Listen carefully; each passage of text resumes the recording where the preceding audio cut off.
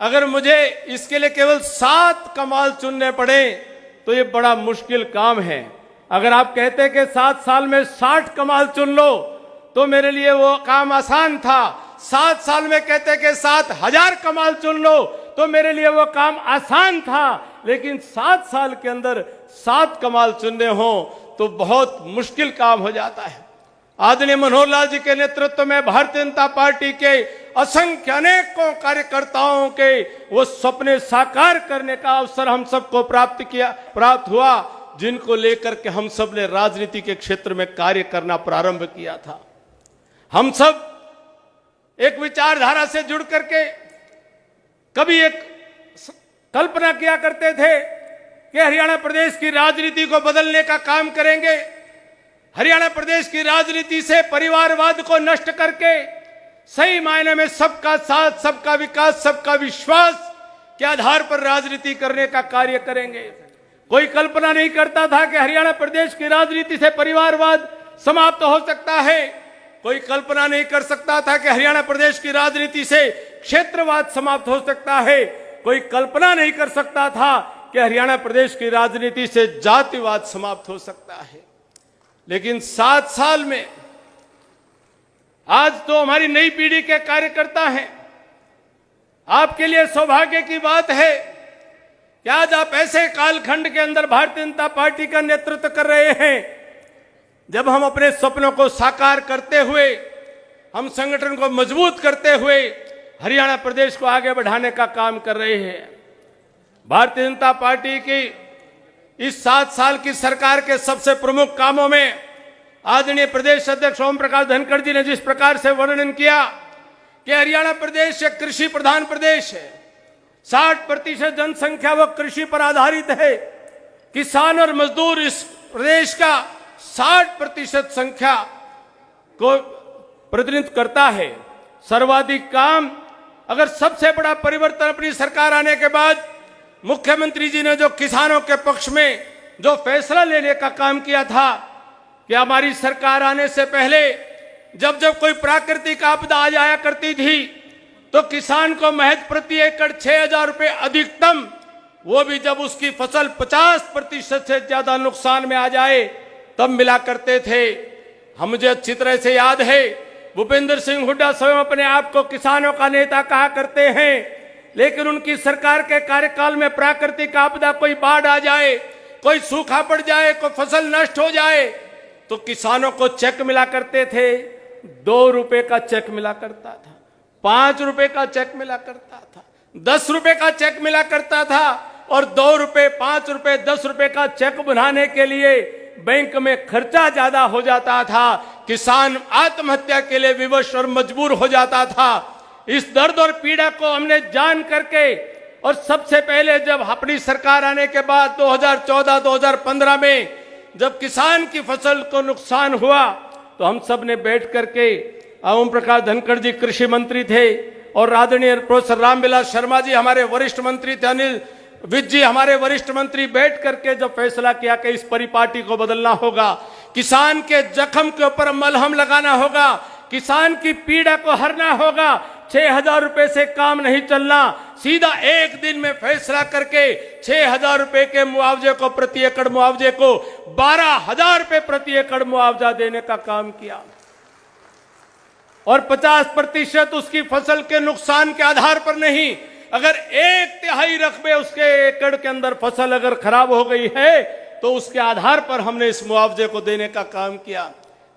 Revenue minister के नाते, disaster management minister के नाते ये सौभाग्य मुझे प्राप्त हुआ और मैं आज बड़े गर्व के साथ में कह सकता हूं कि हरियाणा प्रदेश के कार्यकाल के अंदर किसी भी सरकार ने, हमने विधानसभा में अनेकों बार इस बात को, चौटाला साहब रहे हो, हुड्डा साहब रहे हो, उनके सामने सबूत सहित हमने कहा, इस बात को साबित करके दिखाया कि जब चौटाला साहब की सरकार 1999 से 2005 के बीच में चलती थी, प्रति वर्ष किसान को जो उन्होंने मुआवजा दिया वो 15 करोड़ रुपए का मुआवजा मात्र दिया था। हुड्डा साहब की सरकार जब 10 साल चली, प्रति वर्ष जो उन्होंने किसान को बैंक में जो मुआवजा देने का काम किया था वो 83 करोड़ रुपए मुआवजा देने का काम किया था। और फसल बीमा योजना को आरंभ करने से पहले हरियाणा प्रदेश के किसानों को आदरणीय मनोहर लाल जी की सरकार ने 3 साल के अंदर 3000 करोड़ रुपए का मुआवजा देकर के एक रिकॉर्ड बनाने का काम किया था। ये एक शुरुआत थी किसान की समृद्धि की, खुशहाली की, जोखिम मुक्त किसानी और खेती की। बात यहां से शुरू होती है, बात यहां पर खत्म नहीं। जब देखा कि मुआवजा बार बार अपने जैसे कार्यकर्ता, क्या हरियाणा के इतिहास के अंदर बार बार उनको मौका मिले, लेकिन व्यवस्था स्थायी बननी चाहिए। हम केवल एक बार मुआवजा देने के लिए नहीं, कि हम व्यवस्था परिवर्तन करने के लिए आए हैं। श्रीमान ओम प्रकाश धनखड़ जी ने फसल बीमा योजना के कार्यक्रम को आगे बढ़ाया और फसल बीमा योजना के कार्यक्रम का अनेक बार विपक्षियों ने विरोध किया।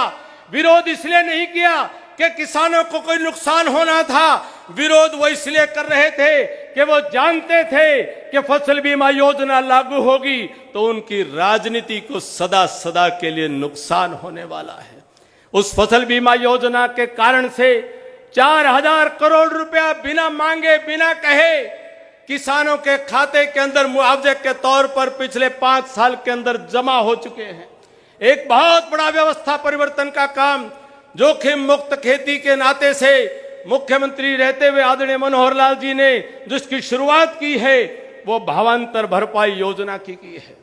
आज कोई भी ऐसी फसलें जो एमएसपी के दायरे में आती हों, चाहे 11 फसलें आज नई हमारी एमएसपी के दायरे में लाई गई है, अगर उनका मार्केट रेट वो एमएसपी से कम होता है तो उसका भरपाई करने का काम वह आज हरियाणा प्रदेश की सरकार करती है।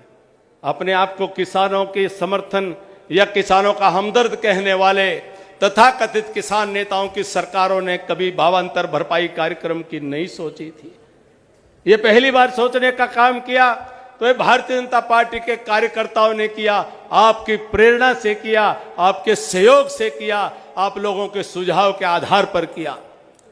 किस प्रकार से कृषि का विविधीकरण हो, नई फसलों को उगाया जाए और नई फसलों को एमएसपी के दायरे में लाया जाए, ये अनेकों कार्यक्रम आदरणीय मनोहर लाल जी के नेतृत्व वाली हमारी सरकार ने किया है।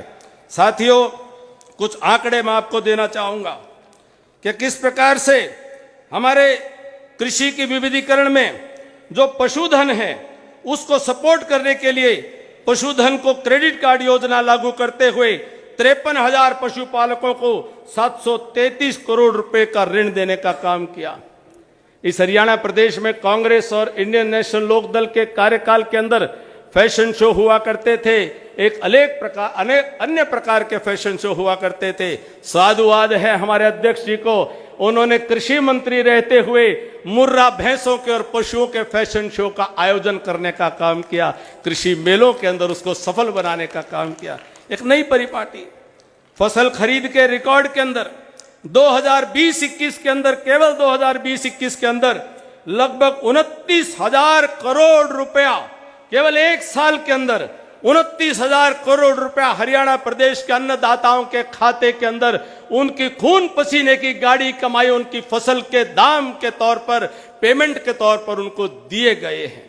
केवल मात्र उनका अधिकार नहीं दिया गया, केवल मात्र उनको मिलना चाहिए था उनको दाम वही नहीं दिया गया, लेकिन अगर वो दाम, उनकी कीमत जो उनको मिलनी चाहिए थी उसमें कोई 3 दिन से ज्यादा की भी देरी हुई तो उसके ऊपर 9% सालाना की दर से ब्याज भी उनको देने का काम किया।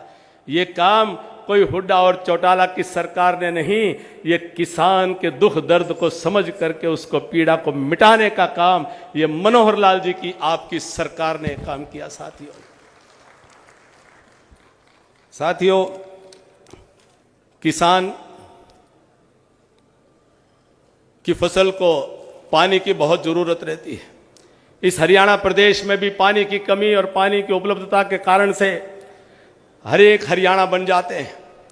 कहीं कहीं पानी की उपलब्धता बेहतर रही और कई इलाका सूखा रहता था। नारे दिए जाते थे कि हमारी सरकार बना दो, टेल के ऊपर पानी पहुंचाएंगे। कभी चौधरी बंसीलाल जी ने लिफ्ट की योजना तो बनाई, लेकिन चौधरी बंसीलाल के शासनकाल के अंदर भी कितना पानी उस टेल तक पहुंचता था, इसके ऊपर असमंजस बना रहता था। एक संकल्प लिया मनोहर लाल जी ने कि दक्षिण हरियाणा की मरुभूमि पर हम उसको प्यासा नहीं रहने देंगे। दक्षिण हरियाणा के किसान की समृद्धि और खुशहाली को सुनिश्चित करने के लिए हम किसी भी सूरत के अंदर टेल पर पानी पहुंचाने का काम करेंगे। बृहद योजनाएं बनाई गई। जेपी दलाल जी आज के कृषि मंत्री उस इलाके से आते हैं। मैं आज मुख्यमंत्री जी के प्रयासों की सदन के माध्यम से सराहना करना चाहता हूं कि वास्तव में आपने हरियाणा प्रदेश के प्रत्येक भाजपा के कार्यकर्ता को गौरवान्वित किया है। गर्व से हमारा सीना चौड़ा हो जाता है जब दक्षिण हरियाणा के गांव से हमको सूचना आती है कि अब हमारे खेतों के अंदर भी पानी आता है और टेलों तक पानी आता है और पर्याप्त पानी आता है। एक बहुत बड़ा परिवर्तन जल संवर्धन का, जल किस प्रकार से जल का संवर्धन हो, यह कल्पनाशीलता ये अपने भाजपा के कार्यकर्ता की हो सकती थी कि जिसने उस बात को गंभीरता से समझा कि पौंड अथॉरिटी बना करके लगभग 30,000 के करीब हरियाणा के तालाबों को उनको जीर्णोद्धार करते हुए, उनको जीवंत करते हुए, उनको जीवित करते हुए, जागृत करते हुए पानी की समस्या का सदा सदा के लिए उसका निदान किया जा सके। और पानी केवल कृषि के लिए नहीं, पीने के पानी के लिए एक बहुत बड़ी योजना बनाई गई है जिसके तहत हरियाणा प्रदेश का कोई भी व्यक्ति और हरियाणा प्रदेश का कोई भी पशु वह पीने के पानी से वंचित ना हो।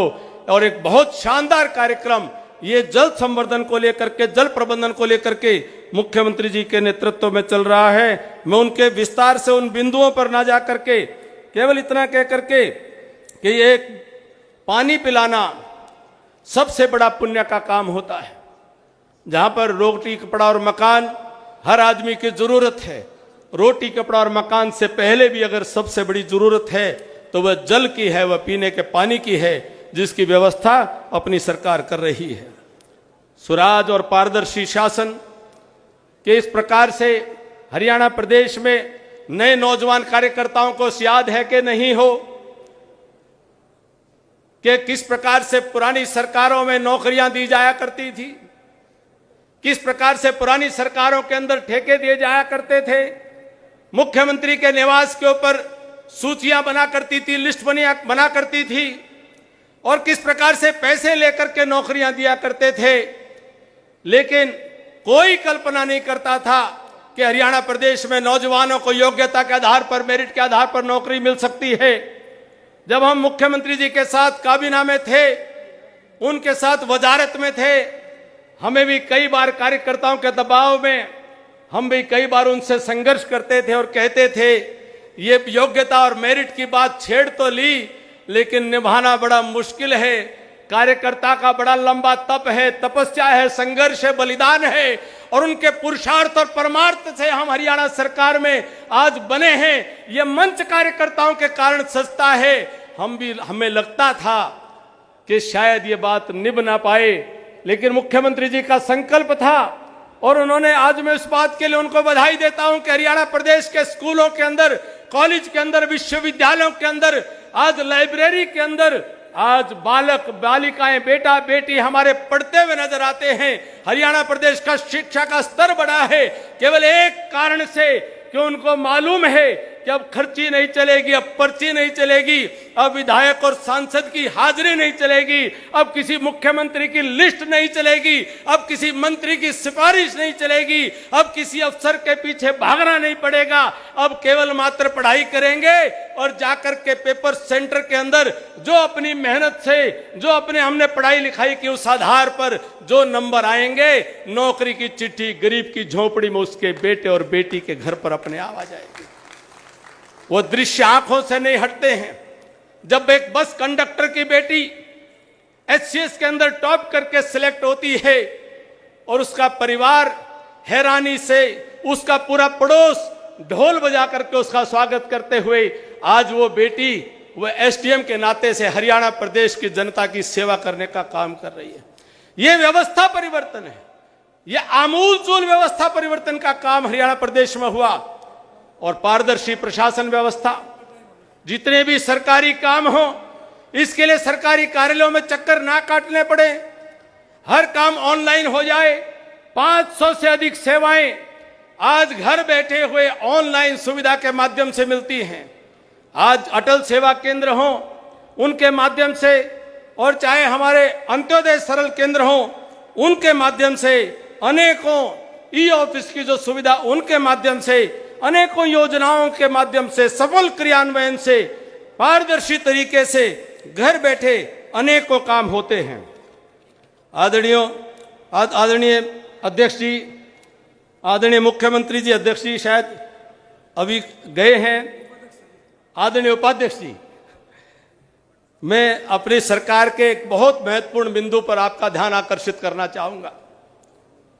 जब अपनी 2014 के हम मैनिफेस्टो बना रहे थे, 1000 रुपए पेंशन की घोषणा हुई थी, मिलती नहीं थी। 500 रुपए पेंशन मिलती थी।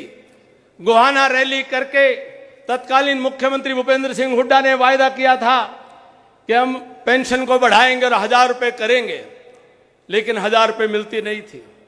2014 में हरियाणा की जनता ने जब आशीर्वाद दे करके अपनी सरकार बनाई, तो हमने उस वक्त खजाने की हालात को देखा और उनके वायदे को देखा, और अगर केवल 1000 रुपए का हिसाब लगा करके देखा कि उनका ही जो कहा हुआ अगर पूरा करते हैं और उनका 1000 रुपए भी पूरा करके दे देते हैं तो खजाना खाली था।